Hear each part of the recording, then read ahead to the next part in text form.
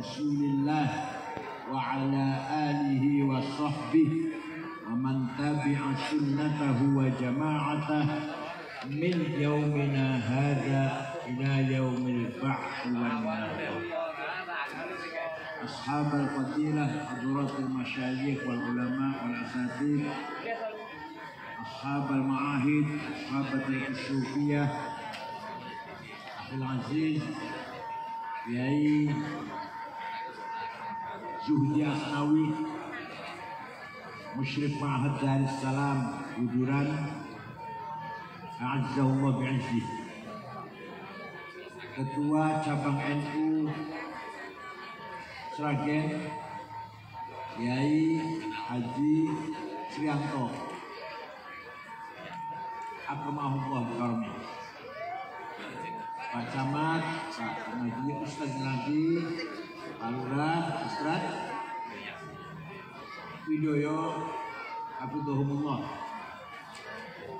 Ada tamu juga dari Boyolali, Mursyid Tariqah Qadiriyah wa Naqsyabandiyah, Kiai Haji Bagus Maulana, Azza wa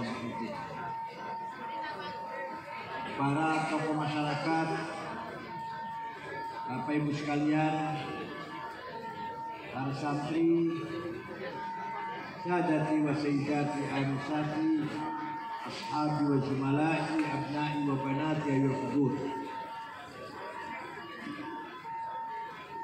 Alhamdulillah, malam hari ini saya bisa silatul arham dengan Akhil Aziz Kiai Zuhdi Asnawi dalam rangka khatmul Quran, Amtilatif Pesantren Darussalam Bujuran. Mudah-mudahan silaturahim kita ini ala barakatillah, menjadikan hidup kita penuh barokah. 15 abad yang lalu dunia dalam keadaan jahiliyah. Di sebelah barat ada negara Romawi, sudah punya agama Katolik, punya kitab suci Bible dan New Testament, punya pendidikan terutama di bidang pembangunan arsitek. Sampai sekarang tinggalannya masih bisa kita lihat. Punya undang-undang, punya aturan, tapi masih ada sisi jahiliyah yang sangat mengerikan, yaitu pembesar negara dan pembesar agama paling senang mengadakan acara gladiator. Budak dan budak diadu, ditonton. Kalau sudah ada yang mati salah satunya, semua gembira tepuk tangan, acara sukses. Kalau sudah ada yang mati salah satunya. Inilah jahiliyah Romawi. Ada seorang kaisar namanya Nero, pernah membakar hidup-hidup 600 budak, ditancapkan di kanan kiri jalan, dan dia jalan sambil menikmati pemandangan 600 budak terbakar. Ini ada di filmnya, ada ini teman-teman nonton film kiai-kiai. Dan ini benar-benar nonton film sejarah nggak apa-apa. Ini film sejarah. Pernah ada pemberontakan, ada budak mencoba memberontak, ya pasti kalah. Dipimpin oleh Spartacus, kalah semuanya. Itulah jahiliyah Romawi. Pada punya agama Katolik. Di sebelah timur ada negara sudah maju namanya Persia. Banyak filsafat, banyak pemikir, banyak intelektual, banyak pujangga, tapi kezaliman rajalela. Undang-undang Hammurabi namanya. Undang-undangnya Hammurabi. hanya untuk orang kecil. Kalau orang kecil yang salah melanggar hukum, dihukum seberat-beratnya. Ditusuk pakai tombak, dibuang ke jurang, dimasukkan ke drum, dibuang ke jurang. Tapi kalau yang melanggar itu orang istana atau dekat dengan istana, tidak ada ceritanya dihukum. Ini versi, ini cerita versi saya nih, teman-teman.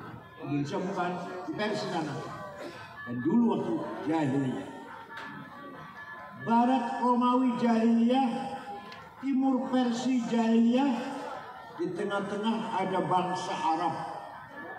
Arab sempurna jahiliyahnya, tidak ngerti agama, tidak ngerti kitab suci, tidak punya nabi, tidak punya undang-undang pendidikan, hidup bersuku-suku, satu suku dengan yang lain musuhan, gak pernah akur. Kalau sudah perang puluhan tahun, pernah terjadi perang Hijaz namanya, gara-gara ada tamu ontanya dicuri. Itu perang antara keluarga sukunya tamu dan sukunya yang ditamuin ini 40 tahun. Rasulullah masih umur 14 tahun waktu itu. Ikut membantu pamannya Abu Thalib membawakan anak panah. Mereka menyembah batu tanpa ada dasar teologi. Kalau orang Buddha, orang Hindu, orang Konghucu menyembah batu, tapi punya kitab suci, Mahabharata, Rig Veda, Confucius. Kalau orang Arab menyembah batu, udah titik. Gak ada dasar teologinya, gak ada. Gak ada kitab sucinya lah, menyembah batu. Berhala di sekitar Ka'bah waktu itu berjumlah 350. Antara lain namanya Al-Lata, Uzza, Mana, Hubal, Ya'ud, Yahud, Nasr, Suwa, Wad.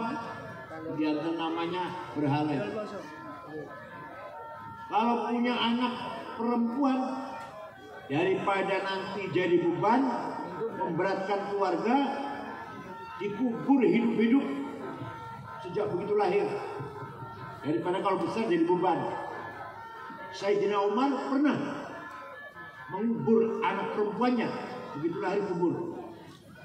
Waktu masih jahiliyah. Rata-rata buta huruf, gak bisa baca, gak bisa nulis.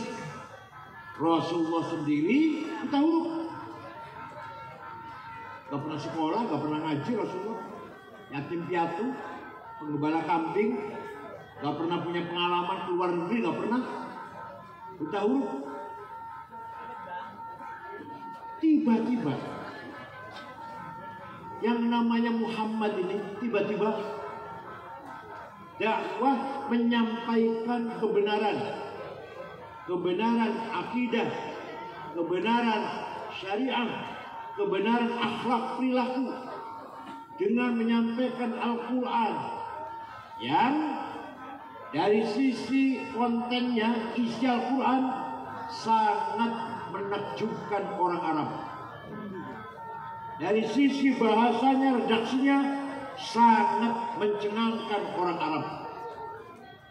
Semua orang Arab kagum dengan Al-Quran. Menceritakan Adam dan Hawa di surga, kemudian melanggar aturan larangan memakan buah kunti yang dilarang, diusir dari surga. Itu dari mana Muhammad ya?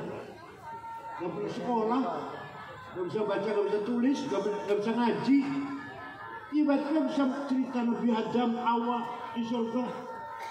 Cerita Nabi Nuh, banjir topan, semua tenggelam kecuali 80 orang yang bersama Nuh di perahu. Muhammad dari mana bisa cerita gitu? Kami tahu dia tuh apa sih? Yatim piatu, gembala kambing, gak pernah punya pengalaman apa-apa. An-Nabiyyul Ummi, Ummi buta huruf. Dan Muhammad itu gak bisa baca, gak bisa tulis.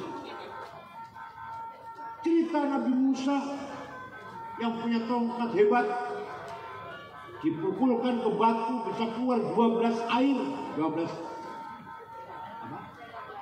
Air mengalir. Dipukulkan ke melawan tukang sihir, keluarkan ular jadi ular dan mengalahkan ular-ular tukang sihir itu. Dipukulkan ke Laut Merah jadi jalan tol Laut Merahnya itu. Oh, gitu Muhammad cerita lagi. Cerita Nabi Isa Ibnu Maryam, Nabi yang dilahirkan tanpa ayah, dari Siti Maryam Al-Batul yang tetap perawan kalau punya anak Isa. Dan Nabi Isa bisa menyembuhkan segala penyakit, orang lumpuh, orang buta, sembuh kalau Nabi Isa. Yang heran Muhammad itu cerita itu dari mana? Kalau Muhammad bisa baca, mungkin saja baca Bible, baca Taurat, itu kan ya? Nggak bisa baca. Nah, tapi menyikapi Al-Quran orang Arab ada yang menerima, ada yang menolak. Yang menolak bukan tidak takjub dengan Quran, tapi isinya Quran itu mencaci maki berhala. Sedangkan saya bisnisnya jual berhala. Nah kalau saya ikut masuk Islam, bangkrut ekonomi saya. Misalkan yang diajarkan kayak Zudi ini bagus, tapi kalau saya ikut pengajiannya Ki Zudi melarang khomer, melarang mabuk-mabukan. Loh saya warungnya jualan khomer kok. Paham benar? Paham benar? Jadi bukan berarti mengatakan yang disampaikan Ki Zudi salah, enggak, benar. Hanya sayangnya Ki Zudi kalau ceramah melarang minum khomer. Loh saya warung saya jualnya khomer. Nah, kalau saya bikin Zudi bangkrut ekonomi saya. Ada lagi yang Muhammad itu benar, tapi kalau saya ikut Muhammad gengsi. Saya ini darah biru, Temenggung Raden Kanjeng Doro. Muhammad itu apa? Kalau saya ikut Zudi, aduh gengsi. Saya ini ningrat, keraton. Maksudnya kayak Zudi yang bisa bikin sorel. Ada gitu. Ada lagi yang kalau mendengarkan Quran dari Muhammad ada ancaman neraka. Barang siapa dosa neraka. Aduh, daripada mendengarkan itu saya lebih nggak dengar lah. Lebih nggak dengar saya daripada mendengarkan ceramah. Barang siapa dosa, maksiat, mabuk-mabukan, zina, membunuh orang, mencuri, neraka. Aduh, daripada mendengar itu lebih saya nggak ngaji. Ada yang itu ada, selagi ada yang itu. Ada ya? Nggak ada. Orang baik-baik semua selagi. Ini jahiliyah orang Arab. Kalau yang menerima juga banyak. Antara lain Sayyidina Umar Ibn Khattab. Beliau meninggalkan kota Mekah 2 minggu. Pulang dari kepergian, masuk kota Mekah, mendengar adiknya Fatimah bintul Khattab dan suaminya Sa'id bin Amr bin Nufail masuk Islam. Habib Umar, adik saya masuk Islam, apa-apaan nih? Tempelengin. Datang ke rumahnya, mau dipukulin. Ternyata adiknya Fatimah sedang baca Quran.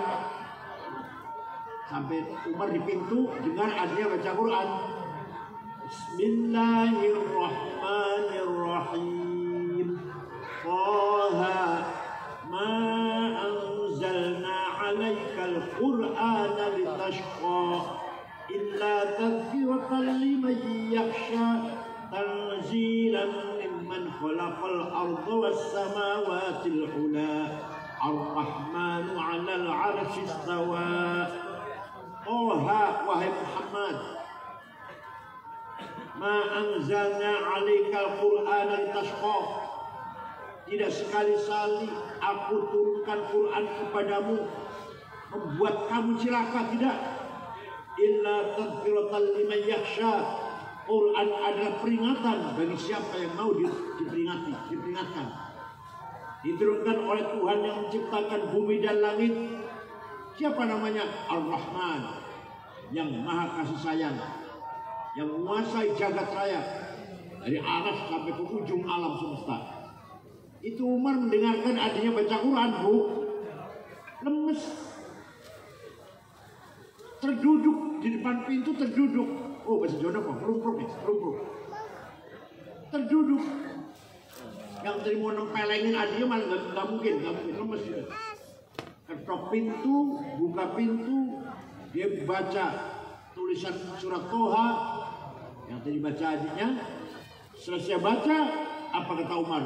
Aina Muhammad al-an. Di mana sekarang Muhammad? Di sana, di Jiyad, di rumahnya sahabat Arqam bin Abil Arqam. Umar lari ke sana. Betul, Rasulullah dengan para sahabatnya ada di dalam rumah itu sedang belajar Al-Quran. Sederhana saja, boleh. Ada pernikahan, ada nyanyian, anak senang gembira nikah, atau ada apa? Sesuai acara yang harus digembirakan, nyanyi sederhana. Tapi jangan keterlaluan. Kalau keterlaluan berarti apa? Abu jahiliyah. Apa?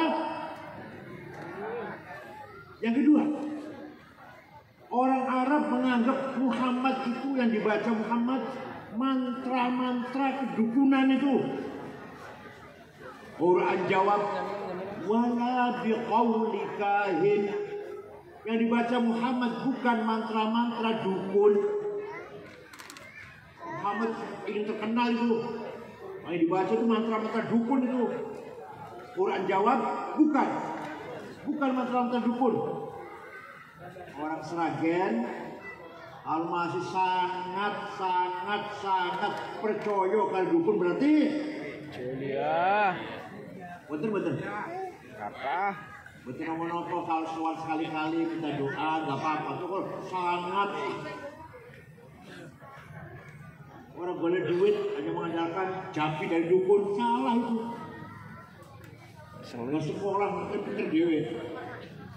Kau nggak cari uang aja yang kaya sendiri. Kalau itu aku duit jampi, salah itu. Yang ketiga, orang Arab menuduh Muhammad yang dibaca Muhammad itu santet, sihir.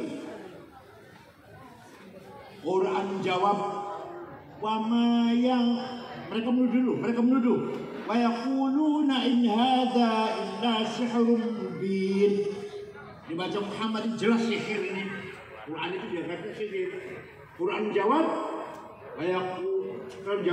wa ma yantiqu 'anil hawa itu wa illa wahyu yuha. Yang dibaca Muhammad bukan dari hawa nafsunya, bukan dari kemauan kepentingan dirinya. Yang dibaca Muhammad adalah wahyu langsung dari Allah, bukan kemauan kepentingan dirinya, bukan. Jadi kalau orang Sragen percaya kalau dukun santet berarti percaya betul.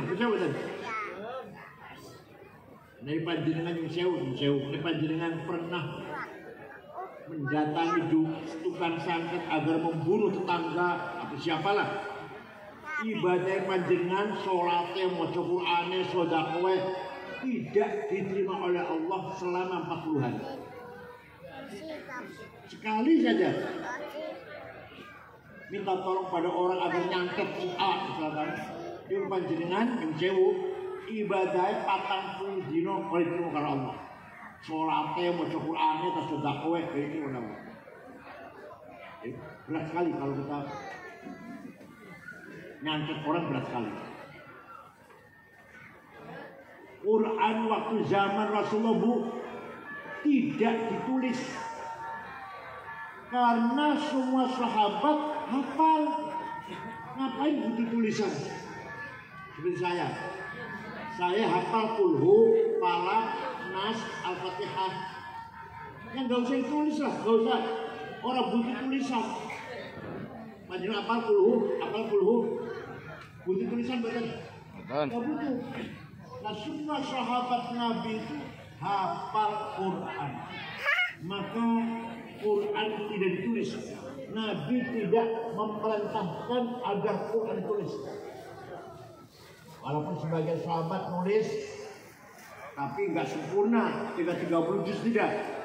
Ada yang menulis surat Yasin, ada yang menulis surat Baqarah, dari sempurna. Setelah Islam berkembang, Khalifah Abu Bakar As-Siddiq mempunyai pendapat, ini orang Islam tidak semua hafal Quran ini, nggak mungkin. Orang Seragen baca Quran, hafal Quran nggak mungkin. Maka Quran harus ditulis. Sayyidina Abu Bakar membentuk tim penulis Quran 10 orang. Ketuanya sahabat Zaid bin Thabit. Tulis 30 juz. Dibagi-bagi ke kota-kota. Kufah, Basrah, Baghdad, Damaskus, Palestina, Kairo. Dan lama-lama bacaan satu kota dengan yang lain bertentangan. Beda-beda bahkan bertentangan bacanya. Maka ketika Khalifah Utsman bin Affan mempunyai pendapat Quran harus ditulis ulang. Semua yang ada di kota-kota tarik ke Madinah. Ditarik ke Madinah. Dari Baghdad, dari Palestina, dari Damaskus, dari Kufah, dari Basrah. Tulis ulang. Ditulis satu naskah, yang lain bakar. Nah, dari sejak itu sampai sekarang namanya Mushaf Utsmani. Apa namanya? Mushaf Utsmani. Tinggal Quran tulisannya Mushaf Utsmani pasti. Gimana?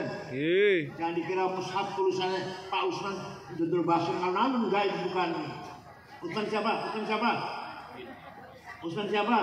Affan. Pak Utsman bin Affan. Bukan Mang Utsman yang jualan menjual, bukan.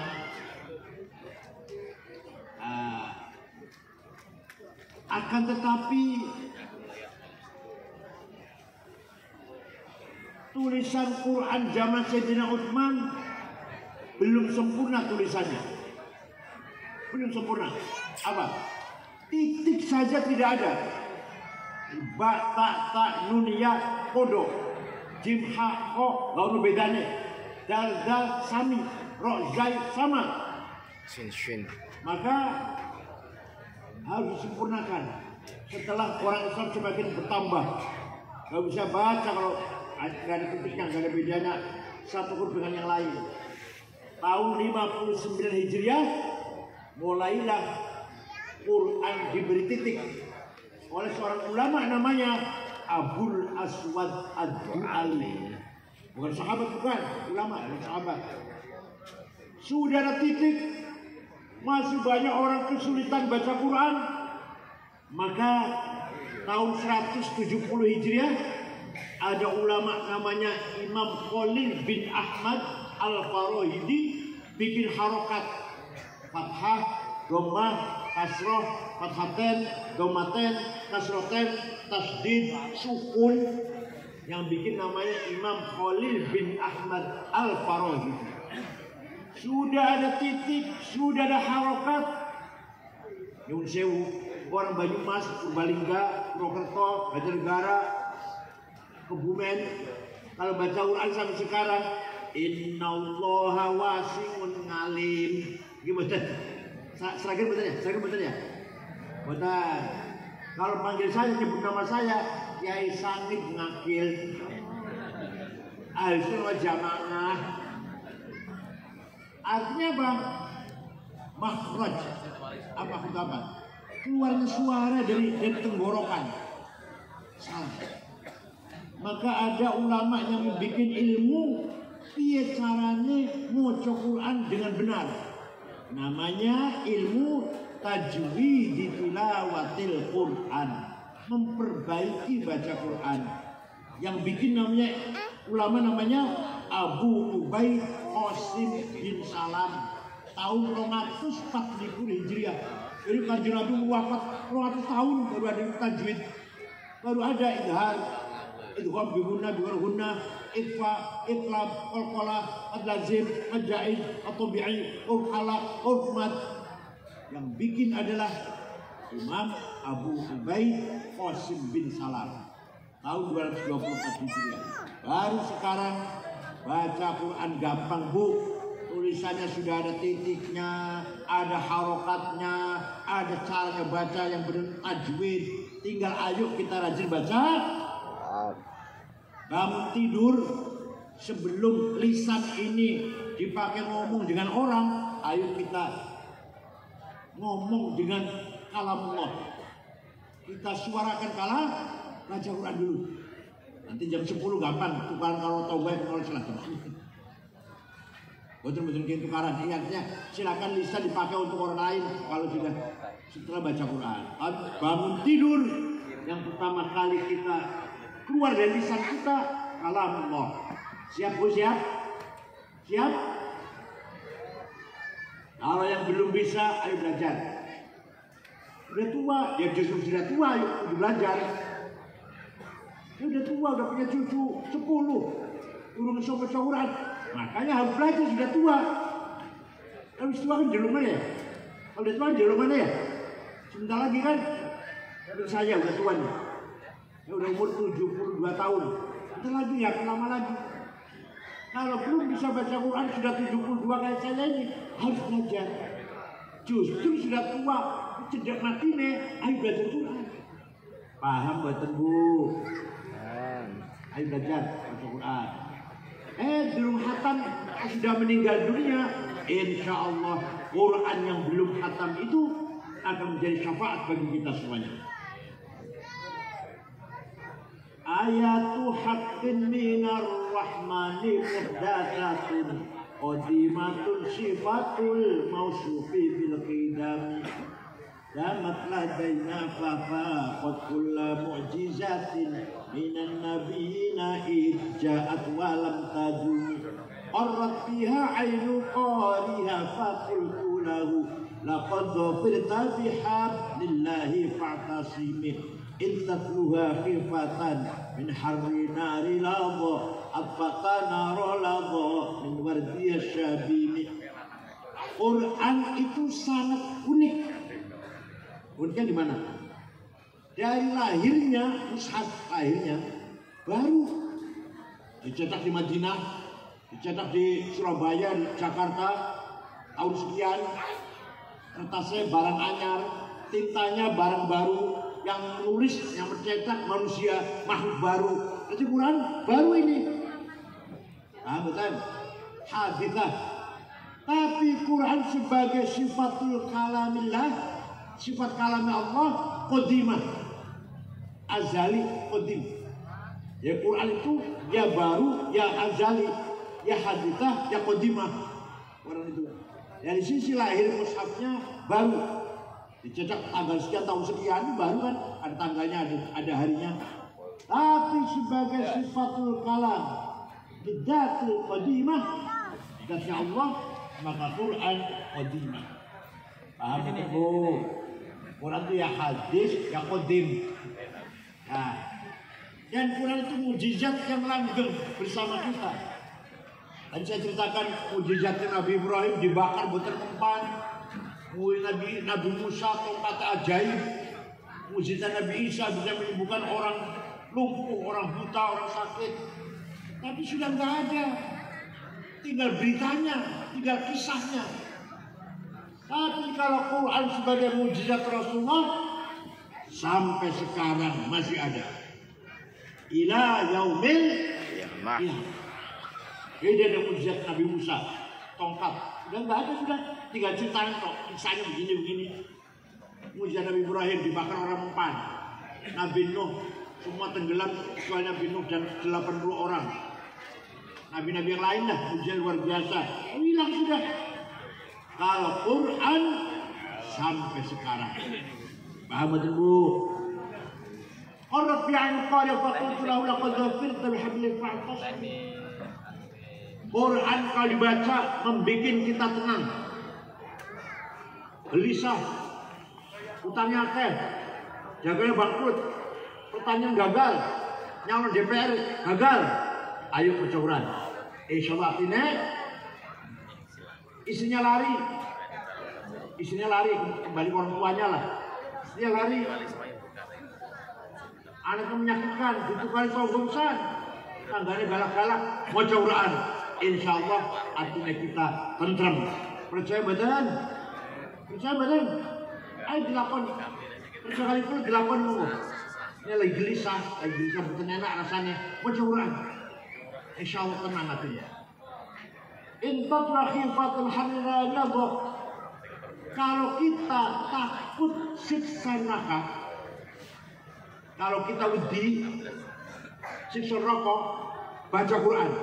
Itu berarti kita sedang memadamkan api neraka. Kita takut neraka, takut siksa neraka, baca Quran. Itu berarti kita sedang memadamkan api neraka.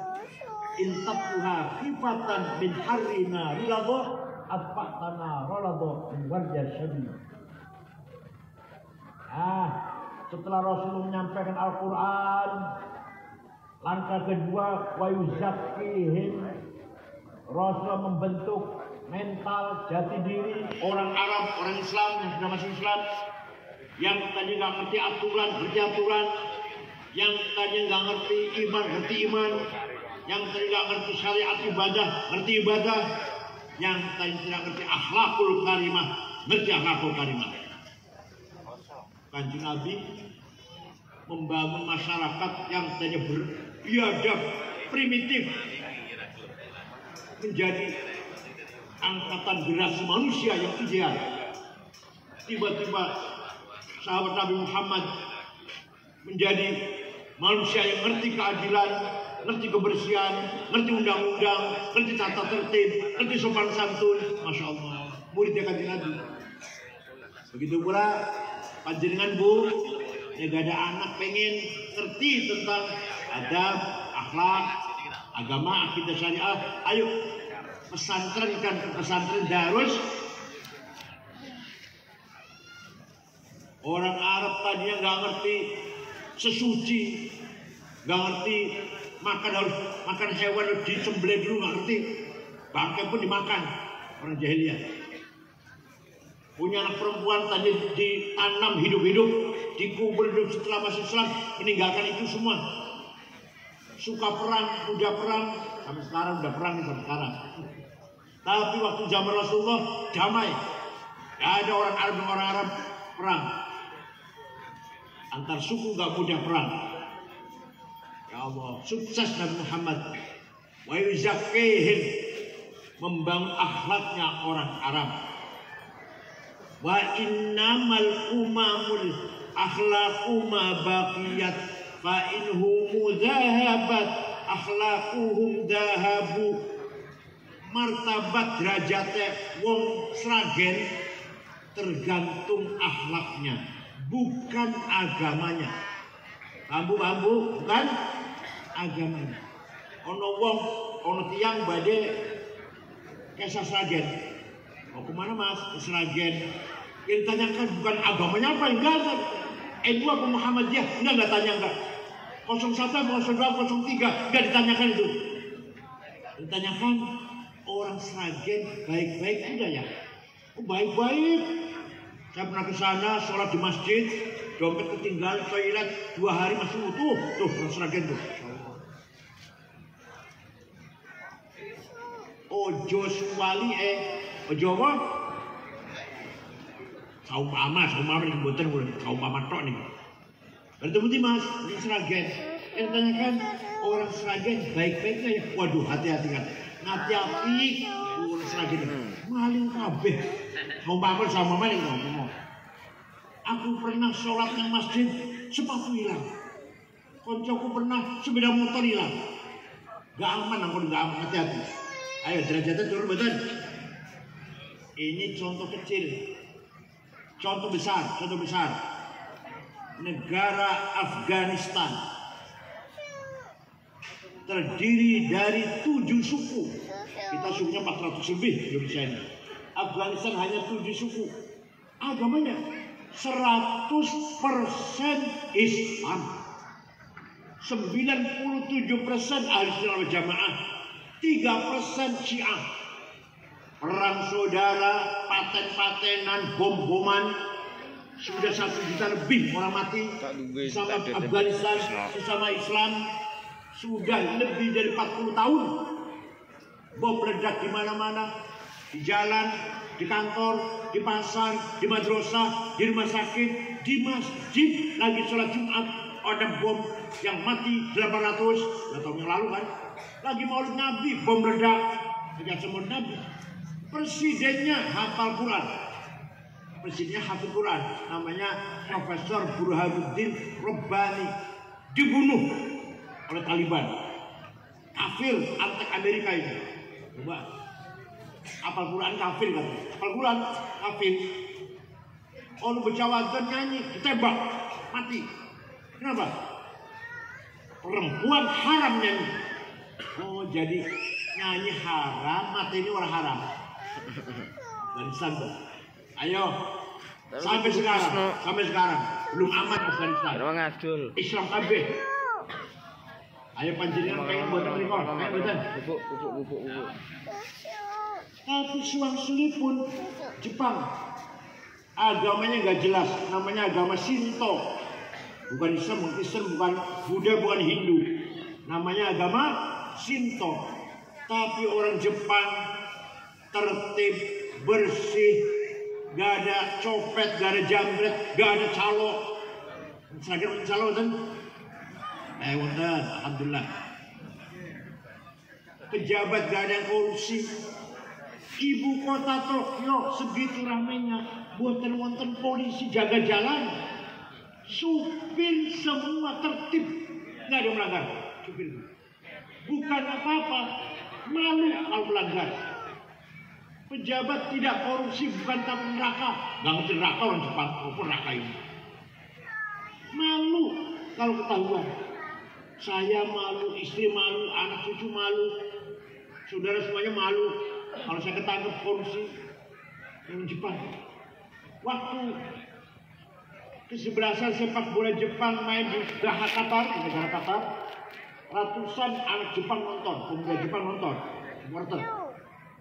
Bubar dan main, bekas duduknya penonton Jepang bersih, tidak ada satu helai sampah pun, orang plastik, orang untuk rokok, itu Jepang tuh. Ayo pengen betul, kalau Jepang pengen betul, aman, kalau untuk kompromi sekawan. Terakhir meresmikan masjid di pinggiran kota Tokyo dengan istri saya, malam-malam jalan, gak ada rasa takut, gak ada rasa khawatir, aman. Pengen betul beriko. Ayo ciptakan keamanan di Sragen agar orang datang ke sini merasa aman, tentram dan damai. Siap? Saya pernah pergi ke negara Mali, Afrika Barat. 6 ormas NU, Muhammadiyah, Wasliyah, Al-Irsyad, Syarikat Islam, Nahdlatul Wathon, 5 hari di sana. Perjalanan 23 jam, Jakarta, Dubai, Aljazair, Tembakau, ibu kota namanya. Di ibu kota Tembakau tidak ada rumah, ditutup pintunya, tidak ada rumah, dikunci jendelanya. Sepeda motor ditinggal di latar, kuncinya masih gantung. Ayo coba Sragen. Coba Sragen mau besok ya. Rumah nggak usah dikunci ya. Sepeda motor nggak usah dimasukkan, tinggal di latar ya. Coba. Besar semua padahal, rajin ngaji semuanya. Ini negara Mali. Saya pernah pergi ke negara Australia tahun 2012, sudah lama, 2012. Undangan selama muter-muter 6 kota.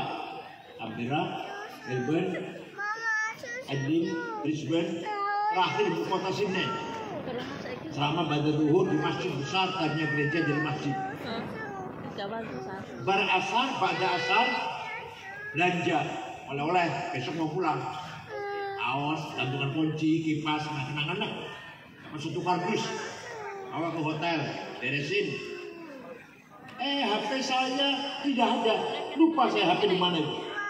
Tadi asyik belanja, tapi lupa HP di mana. Hilang ya wis lah, hilang. Nanti beli Jakarta beli lagi. Jam 9:30 saya sudah mau tidur, lampu sudah saya matiin, TV pun kalau matikan, ada orang ketok pintu. Saya buka, petugas hotel dan satu orang laki-laki membawa HP saya. Ini HP bapak ketinggalan di toko saya. Saya tadi berjam-jam cari, kira-kira nginepnya di hotel mana. Coba, kira-kira kalau HP di Sragen ketinggalan warung piye? Aman nih. Ini namanya akhlak. Apa namanya?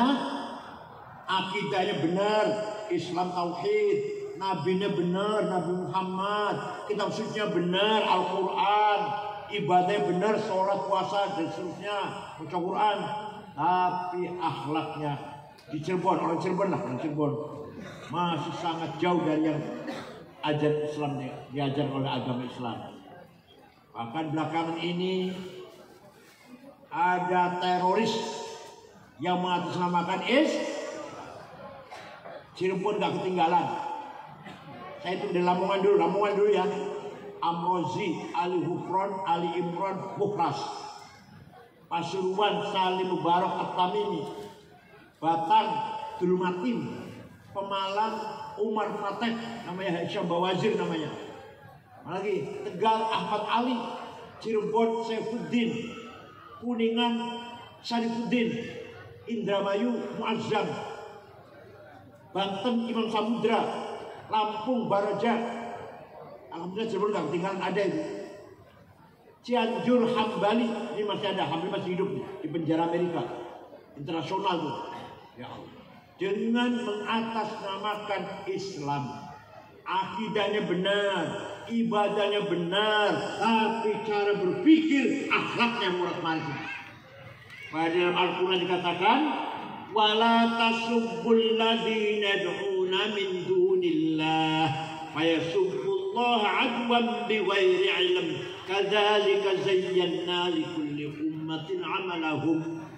Jangan sekali-kali kamu orang Islam mencaci maki non-muslim, dan jangan caci maki orang yang tidak menyembah Allah. Jangan. Wala tasubbul ladzina yad'una min dunillah.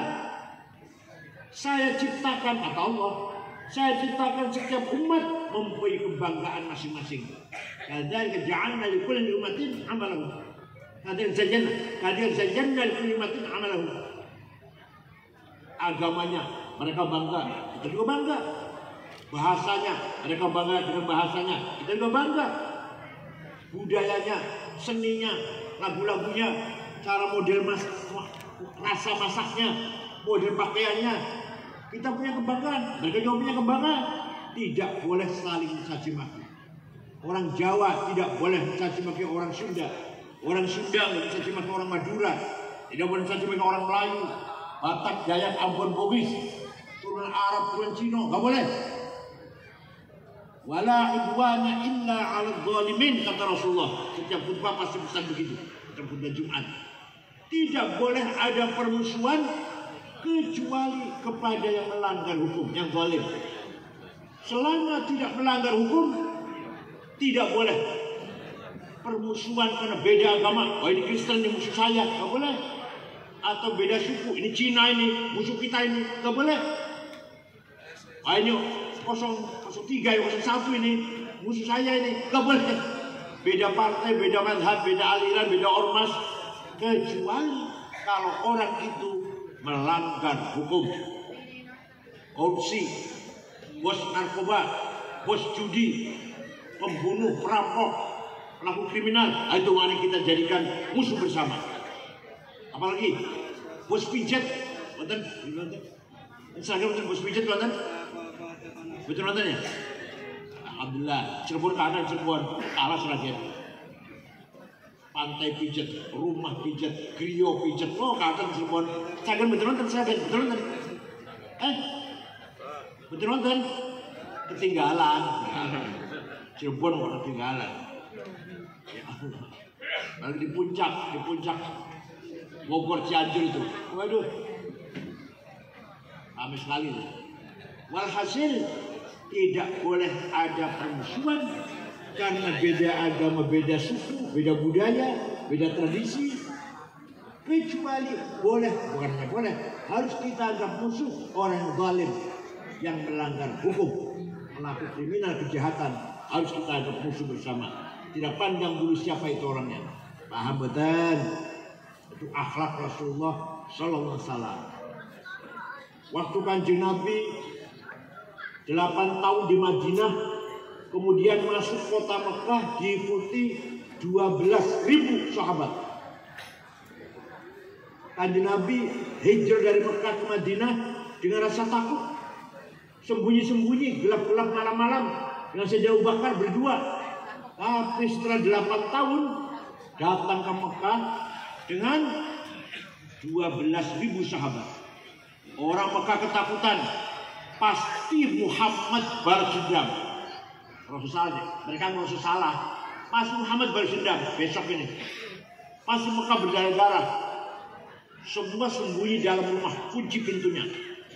Nabi Muhammad masuk ke Mekah sekitar jam 9.10 waktu duha lah, dengan mengumumkan al-yaum yaumul marhamah. Hari ini hari kasih sayang. Tidak ada balas dendam. Saya maafkan semua yang dulu sering melempari batu pada saya, sering mengganggu nyakiti saya. Saya maafkan yang dulu membunuh sahabat Yasir, Sayyidah Sumayyah. Saya maafkan yang dulu menjemur Bilal di padang pasir. Saya maafkan yang dulu memenjarakan, memborgol, merantai sahabat Suhaib Ar-Rumi. Saya maafkan. Tidak balas dendam.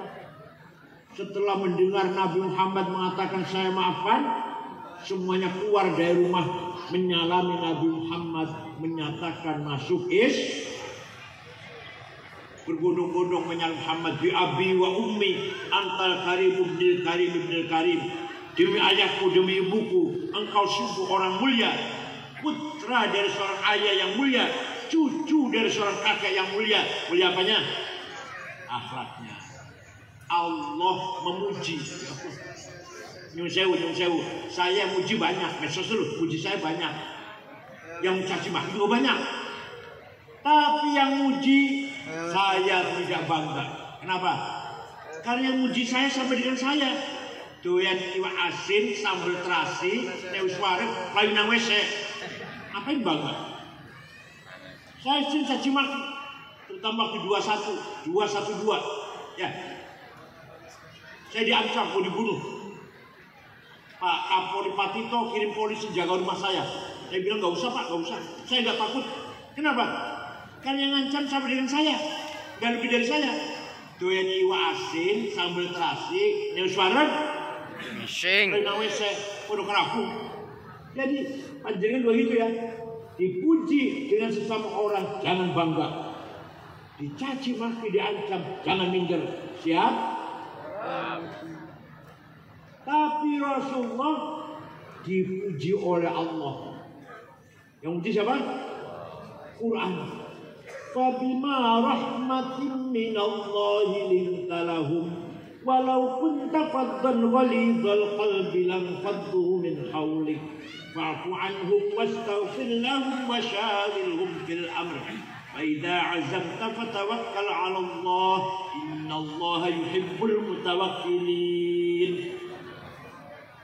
Muhammad, kamu ramah, kamu santun, kamu pemaaf. Maka mereka orang Mekah berbondong-bondong simpati masuk Islam. Wa ra'aitan nasa yadkhuluna fi dinil afwaja. Lihat Muhammad. Orang Mekah berbondong-bondong masuk Islam. Yadkhulu fi dinillah.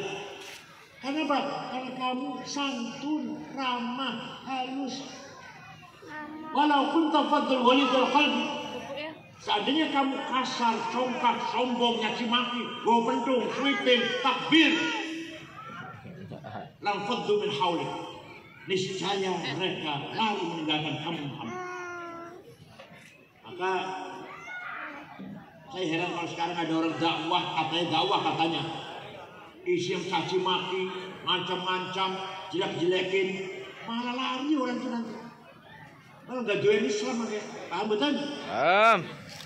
Kadang-kadang ngakunya turunan kanjeng Nabi, ngaku kita mau malam bukan bulan. Itu ahli nasab bukan ahlinya bukan.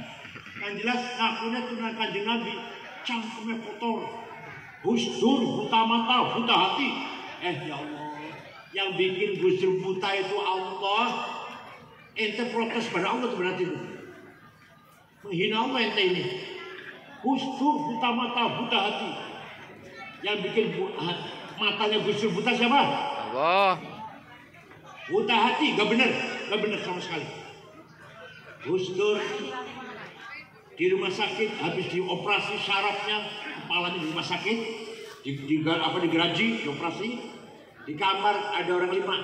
Saya, Pak Muhammad Iskandar, Pak Saifullah Yusuf, Ketua Golkar Jawa Tengah dulu, Haji Wisnu namanya. Kemudian ada Menteri Koperasi Cakrawardaya, zaman Pak Harto.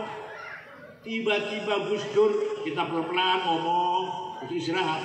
Tiba-tiba ngendikan, aku mengko bakal jadi presiden. 5 orang ini nggak ada yang percaya, kaget. Gus Dur konslet ini udah rusak, udah konslet. Setelah jadi presiden, ajudannya namanya Kolonel Sutarman. Waktu itu masih kolonel, belum istilah kombes belum, polisi. Pak Tarman mengko bakal sampeyan jadi Kapolri. Betul percaya dengan Pak Tarman, betul percaya. Tenang jadi Kapolri.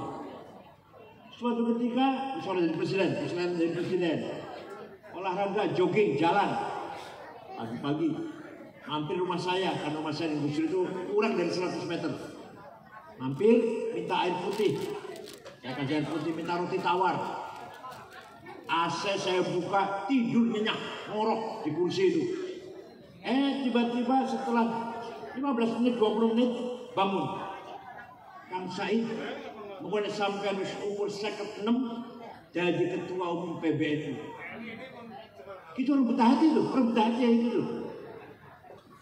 Pernah seminar di Gedung Pustaka Nasional. Temanya seminar mengenang Jenderal Simatupang. Orang Katolik, Simatupang itu. Narasumbernya 4 orang, 2 Muslim, 2 Katolik. Yang Katolik Romo Muji Sutrisno dan Yakub Utama yang punya Kompas, orang Kompas, almarhum juga. Yang Muslim Gus Dur dan Jenderal Rudini seminar. Saya nganter beliau. Gak mau naik di atas, duduk di bawah dulu. Yang 3 udah di atas, beliau di bawah. Tidur, ngorok, kemeringet mana. Orang semua tahu Gus Dur tidur, orang semua tahu. Pas giliran Gus Dur bicara, udah orang 3 udah bicara, saya bangunkan. Gus, manjeringan Gus, naik. Omongannya orang 3, Pak Rudini, Romo Muji, Yakub Utama, dikomentari semua. Ayo, dari mana itu? Itu buta hati namanya. Orang buta hati kayak gitu. Yang ngomong itu Rizik Syihab. Gus buta mata, buta hati. Said Akil bego. Ya nggak apa-apa, kalau saya nggak bego nggak apa-apa. Biasa. Ya Allah. Barangkali niatnya dakwah Islam, tapi dengan cara begitu salah besar. Walau kunta faddan ghalidhal qalbi lam faddu min hawlik. Seandainya kau Muhammad kasar, congkak, sombong, hantam sana, hantam sini, lari orang itu, gak masuk Islam nanti. Para wali songo dakwah di Pulau Nusantara ini dengan bahasa yang halus, tidak ada caci maki, gak ada kekerasan. Tanpa kekerasan, wali songo sukses mengislamkan masyarakat Nusantara, mengalahkan kerajaan Majapahit, kerajaan Pajajaran, Sriwijaya tanpa diperangi. Hilang KPDW, hilang Sino, petani bumi. Luar biasa wali songo itu. Dakwanya dengan bil hikmah wal mau'izah hasanah. Jadi wa yu'allimuhumul kitab Orang Arab yang tadinya bodoh menjadi ulama-ulama besar. Al-Ghazali, Ibnu Sina, Ibnu Rushd, Abu Hanifah, Bukhari, Muslim, dan seterusnya banyak banget sudah. Dan wal hikmah, orang Arab yang tadinya hatinya hitam menjadi hati yang padang, mempunyai wisdom, ngerti tentang bagaimana membangun akhlakul karimah, membangun kemakrifatan dalam hati mereka. Itu berkat Al-Qur'an. Maka insya Allah anak panjenengan yang mondok di sini ngaji Quran, insya Allah targetnya akhlaknya mulia, berilmu dan berhikmah, hatinya bersih. Berilmu yang artinya kotor percuma itu. Penjara penuh dengan orang pintar tuh. Jadi penjara sekarang suka miskin, yang korupsi itu orang pintar-pintar itu, insinyur, doktor. Tapi insya Allah kalau putra panjenengan mondok di pesantren Darussalam ini pintar dan berakhlak, berhati mulia, sahibul hikmah, sahibul ilm, sahibul akhlak, tazkiyah, dan sahibul hikmah. Amin ya rabbal alamin. Cekap semanten mawon. Mugi-mugi apa yang kita aturkan wonten manfaatipun. Syukran wa dumtum fil khairil barakati wan najah.